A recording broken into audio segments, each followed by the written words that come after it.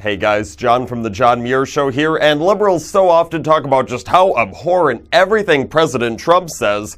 Of course, why wouldn't they? Because according to them, President Trump and all of his administration members and all of us as supporters, well, we're just a bunch of racist, sexist, homophobic, xenophobic bigots out there who go around just spewing intolerance every single time we open our mouths. But, have you noticed that that's just a defense they use because they don't actually have anything logical to say to counter the positions and the stances that we defend and take? I mean, and it is often them, after all, that ends up saying a lot of the most intolerant things, even though they try and falsely spread the blame our way. You see, an example of that came from one Joshua Topolsky, who has direct ties to the liberal media outlet Vox, who we have mentioned numerous times on the show before for some of the absolutely asinine things that they have said in some of their news stories. So Mr. Topolsky took to Twitter to call conservative commentator Ben Shapiro the, quote, Jew who helps other Jews on the train. This all because he disagrees with Shapiro politically. Now, Topolsky has since deleted that tweet, but has not apologized for it. In fact, Topolsky says the only reason he deleted the tweet is because, quote, a mob of right-wing babies were flooding my mentions, and it was frankly pretty annoying.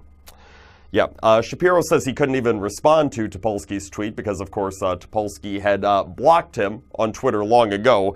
I mean, heaven forbid that a whiny leftist would actually have to read the opinion of someone they disagree with. We wouldn't want them to have to do that. I'm sure that right away would get him, Topolsky crying for mommy and a bunch of Play-Doh and coloring books to play with in his little cry closet because he was so damn triggered because, ooh, I had to hear what a conservative had to say, Yeah, that's basically the logic that you hear nowadays.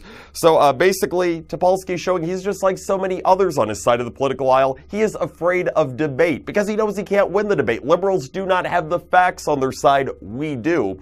I mean, look, he's not alone. You see it from so many others as well. You've got all these people who want to just run members of the Trump administration out of restaurants. Your Sarah Huckabee Sanders, your Kirstjen Nielsen, your Scott Pruitts. Just get them out of the restaurant. They can't even stand to look at them or talk to them.